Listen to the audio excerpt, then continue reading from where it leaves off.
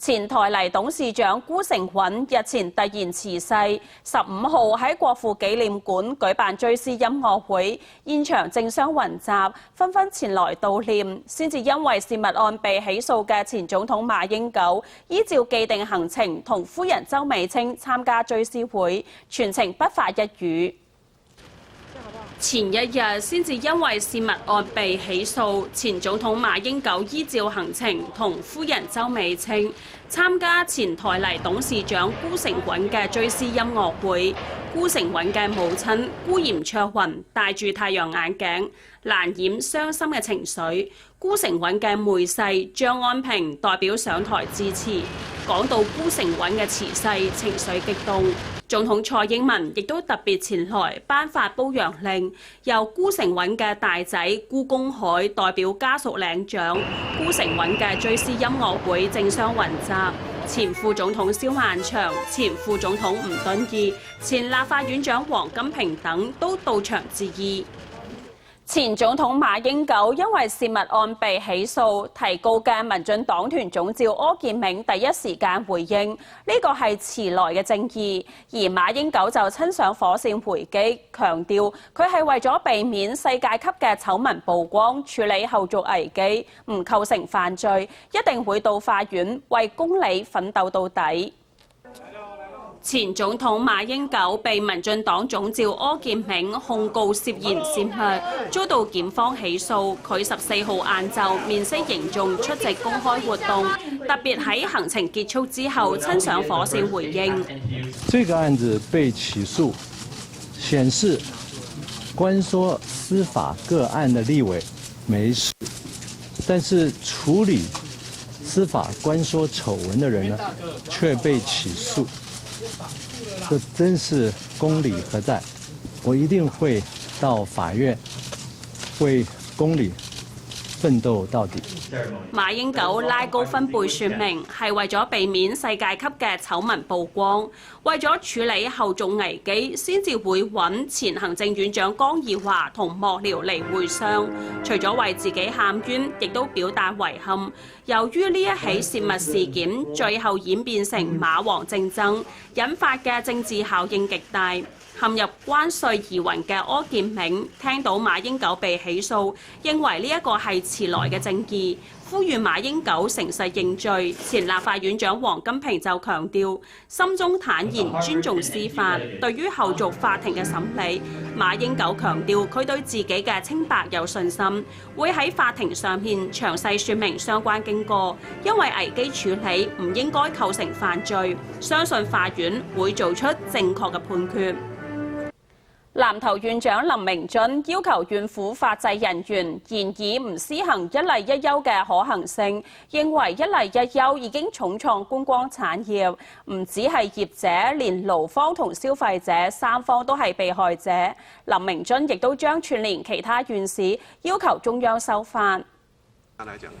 南投縣呢一個遊樂區正值櫻花季，飛假日遊客仍然係好多。不過一例一休實施短短幾個月，業者嘅人事成本就增加咗1成。南投縣長林明津同批一例一休其實係惡法。這種政策是非常不合理，我們是認為應該中央定一個大原則，那麼讓地方資方跟勞方共同協議。這樣來執行就好。林明津強調，南投係觀光縣，遊樂區以往都依營運狀況俾員工彈性休假，但係而家勞資同消費者三輸，要求法制人員揾出相關法令，令到南投縣可以唔施行一例一休。南投縣旅館工會理事長亦都表示，飯店業嘅第一線服務人員冇辦法見紅就休，反而見紅更忙。以往勞工仲能夠用職假嘅方式，淡季嘅時候規劃返鄉或者係旅行，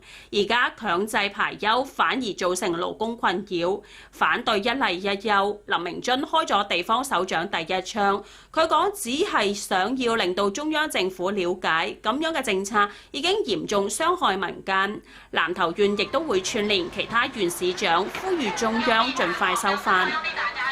一例一休上路之後，各界嘈到沸沸揚揚。面對各界抱怨無所適從，勞動部表示預計17號就會進行勞基法施行細則預告。勞工團體就認為而家問題會咁多，暴露嘅係政府過去冇落實法令，僱主長期違法而已。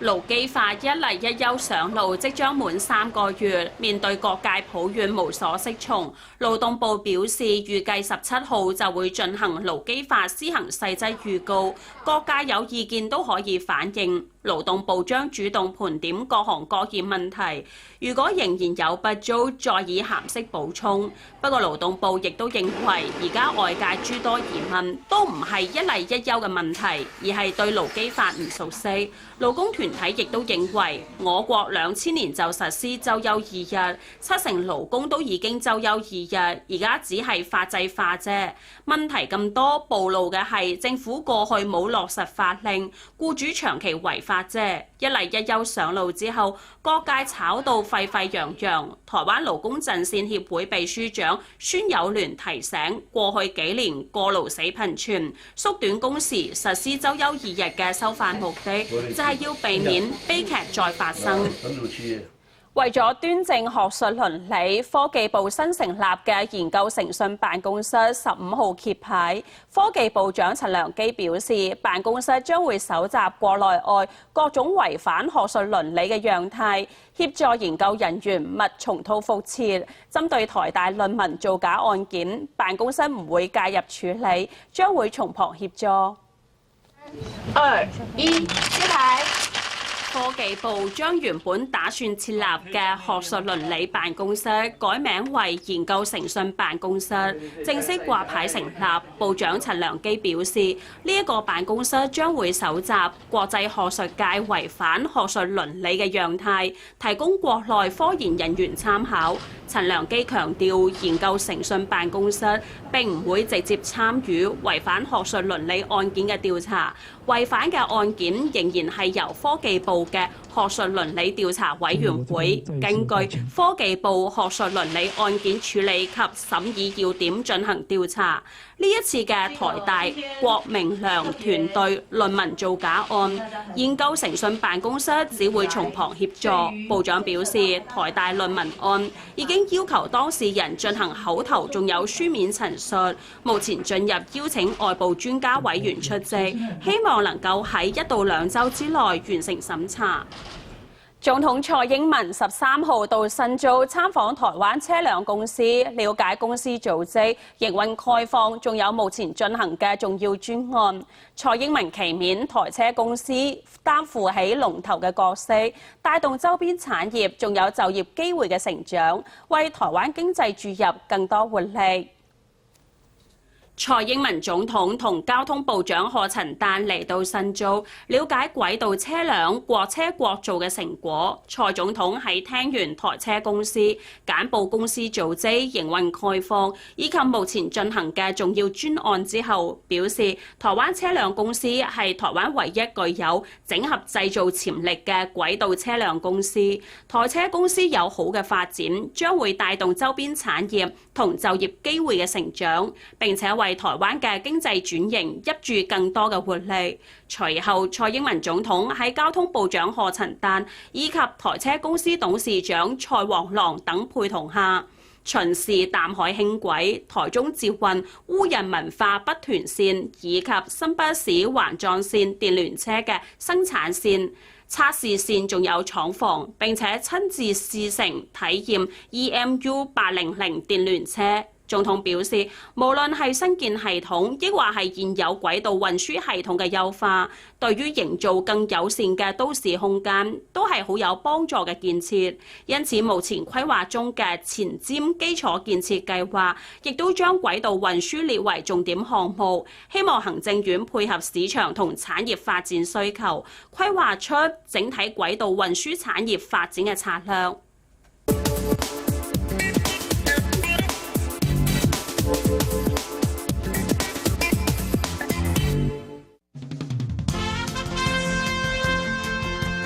提到了油畫，當然你會想到了油彩，還有畫筆。可是你知道那个把油彩刮掉的那个画刀也可以作画吗？事实上，单刀油画家陈瑞虎他做的工作就是这个，他利用单刀呢创作出了非常细致的油画的作品。你好奇吗？请收看由我为您主持的《文人正史》，我们一探单刀油画家陈瑞虎的创作。追寻自然的山光水色，是每个人都向往的惬意生活。草原、绿景、森林的维护，是爱地球的具体表现。其实，在生活中用一点心，就可以让我们感受绿生活的乐趣。位于台大农学院内的绿房子，是一栋占地约300平的3层楼别墅型建筑。这座由台湾大学韩选堂教授集结产业界和学界共同打造出来的台大绿房子，是国内首座环保示范住宅，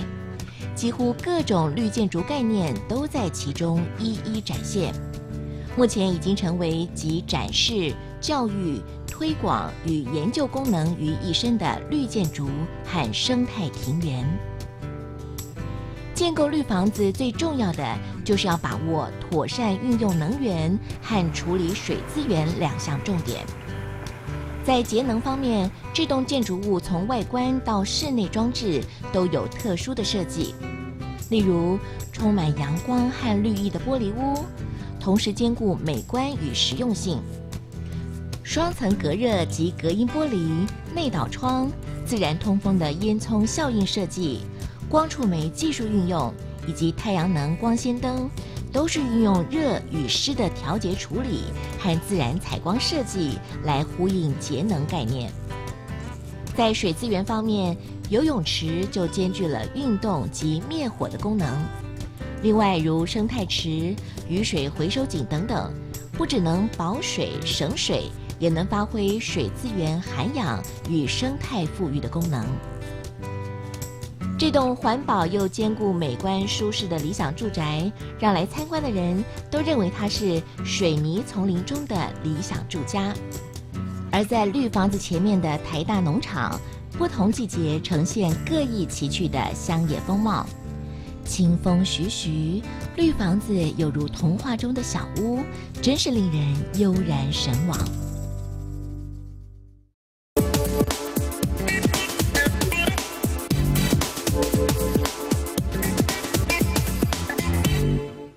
歡迎繼續收睇宏觀粵語新聞。目前國內製造嘅廁紙、雨水都會快速溶解，抌入馬桶並唔會造成堵塞。為咗衛生考量，環保署宣布6月起全國公廁全面實施將廁紙抌入馬桶嘅政策。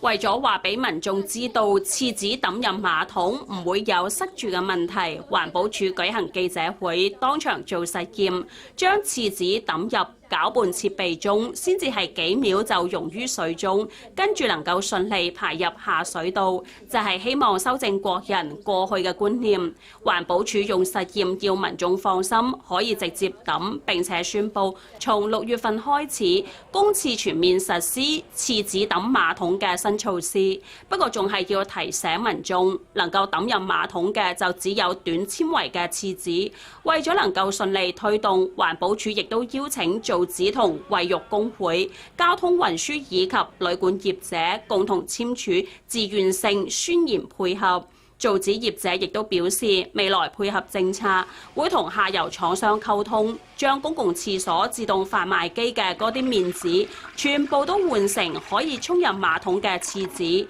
至於有民眾擔心屋企裡面嘅馬桶管線老舊，抌廁紙恐怕會塞住，環保署表示，只要唔抌毛髮、衛生巾，仲有菜渣等等嘅呢啲物品，應該唔會產生塞住嘅問題。健保署推動電子轉診新制，從3月1號起上路以嚟，已經有2週嘅時間啦。全台目前已經有1000幾人使用電子轉診平台，每盒成功率係有成47%。不過醫改會就認為咁樣嘅成效仲係不足，希望能夠有更完整嘅電子轉診配套措施，令到民眾同醫師都更加信任呢一套系統。進入開設電子轉診單嘅流程，填入病人嘅資料，揾到需要嘅轉診醫院，5分鐘就可以將轉診資訊抌到雲端。健保署3月1號新制實施以嚟14日，一共有1095人使用電子轉診，順利轉診有510人，回合成功率47%，但係亦都有將近半數患者冇完成轉診程序。健保署表示，可能係病患指定醫師嘅原因。目前透過電子轉診到嘅醫院分佈相當平均，並冇集中某一個醫院嘅趨勢。但係醫改會認為，目前電子轉診嘅普及度仲係唔夠，建議電子轉診系統裡面有好多病患嘅資料，希望能夠結合健保署正喺度推嘅健康存摺，等民眾上網了解自己嘅電子轉診單內容，掌握轉診資訊。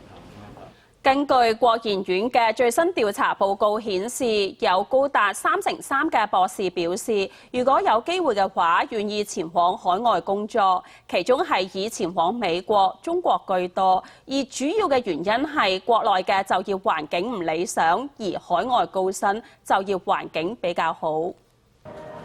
研究各項專業知識，好唔容易讀到博士畢業啦，會想留喺台灣定係往海外發展？根據國研院最新調查，有高達33%嘅博士有意願前往海外工作，而且已經有25% 嘅人開始喺度搜尋。調查中亦都可以睇到，有意願出國嘅博士，以往係去美國、中國大陸嘅比例最高，主因分別係因為美國係專業學術領域嘅領先國家，而且薪資高，而想前往中國大陸亦都係薪資原因為主，以及睇好未來嘅產業發展同較多嘅工作機會。而面對呢一種博士人才嘅外流狀況，國研院表示唔使擔心，因為高階人才嘅跨國流動係常態。短期可能會造成 GDP 下滑0.2% 到0.5%，但係按照美國、印度嘅經驗嚟睇，未來規劃吸引人才回流嘅政策，更加能夠促成國際合作，甚至有機會能夠提高4% 嘅 GDP。步槍射擊係高中職嘅教育課程，但係唔少學校避免麻煩，以電子靶射擊嚟進行課堂教學。陸軍八軍團配合全民國防，首次提供高中生體驗射擊，參與過嘅學生都講相當震撼，仲有人興起咗從軍嘅諗法。趴喺氈上面瞄準靶心，高雄普門中學嘅學生以過做 T91步槍實彈射擊。步槍射擊雖然係高中職嘅教育課程，不過好多學校因為距離靶場比較遠，或者係打靶時間無法同軍方配合，選擇喺課堂以電子靶射擊嘅方式嚟上堂。呢一次係陸軍八軍團首次開放俾學生體驗，射擊前仲有教育訓練課程。八軍團表示，主動提供體驗係想等學生簡單了解國軍嘅作業模式，對於人才招募亦都有一定嘅幫助。復興巴陵地區係桃園著名賞櫻景點，今年受到天候嘅影響，花期比較遲，其中有一種台灣原生種嘅白色櫻花叫做無錫山櫻花，相當嘅珍稀。盛開嘅櫻花高掛枝頭，吐露芬芳。復興巴陵地區係桃園著名賞櫻景點，由於海拔比較高，每年到咗2、3月，山上面嘅櫻花先至開始盛開，而受到天候影響，今年花期比較遲。走喺浪漫嘅櫻花隧道下，賞花遊客個個都係好心情。而其中有一種台灣原生種白色櫻花。無錫山櫻花最早喺南投無錫發現，日治時期因為大量引進非韓櫻種植，令到野生無錫山櫻花遭到大量斬伐，族群稀少，被農委會列為易危物種，而顯得格外珍貴。目前喺復興、中巴陵、上巴陵同椰坑地區仲有上百棵嘅無錫山櫻花，因為有別於其他粉紅色系嘅櫻花，經常被民眾誤認為係梅花或者係梨花，花期淨係到3月底。桃園風景管理處提醒民眾要上山賞花，動作要快。台南龍改場雲林分場7年前從日本引進咗風鈴花，經過栽培試驗，已經喺平地成功種植。風鈴花有白色、粉色、桃紅、天藍，仲有深紫等5種顏色，唔單止開放俾遊客嚟參觀，未來亦都希望推廣當地農民種植，幫助農民增加收益。行入網室裏面，園內種植5彩繽紛嘅花朵，呢啲花嘅花型睇起嚟好似一個鈴鐺，配上黃色嘅花蕊，有白色、粉紅、天藍、深紫、桃紅等5種花色，令到民眾個個都搶住嚟呢度影相留念，甚至從其他嘅縣市嚟到雲林賞花。風鈴花原產喺南歐，又叫做彩中花，係桔梗科嘅2年生嘅草本植物。為咗幫農民研發新切花品種，台南龍改場雲林分場7年前從日本引進，歷經6、7年網室栽培實驗，已經成功種植適應台灣嘅平地風鈴花。風鈴花顏色鮮豔，花型又靚，花期能夠開到3月底。希望栽培成功之後推廣俾花農栽種，亦都因為風鈴花國內罕見，日本又有市場，未來亦都有機會循住洋桔梗嘅模式外銷到日本。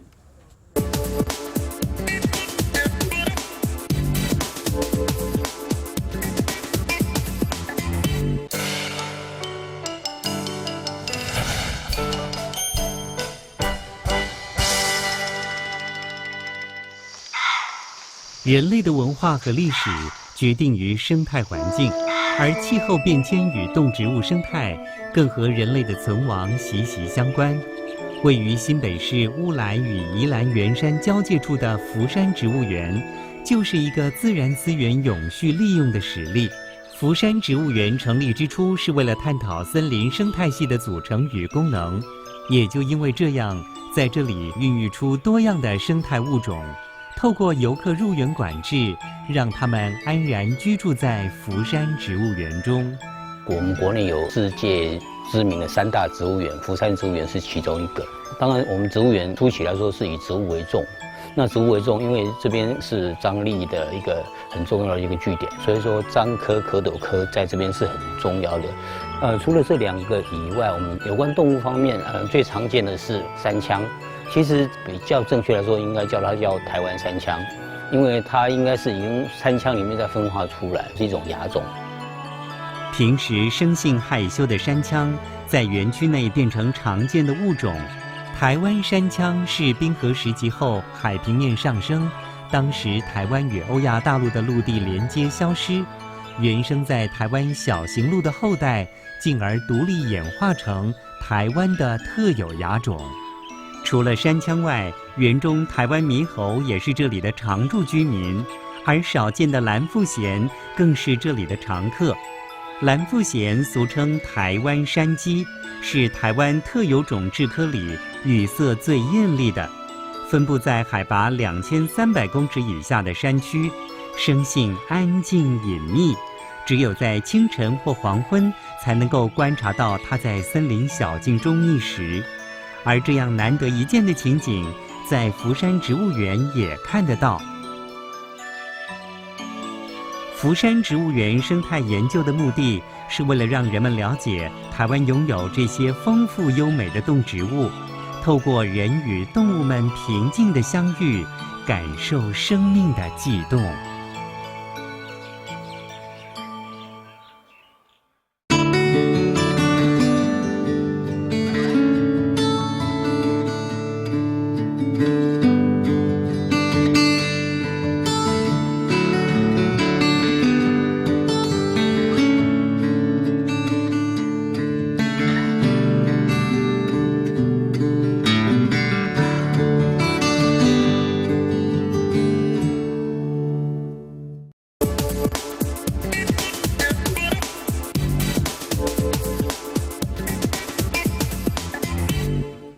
繼續帶你嚟關心各地嘅藝文訊息。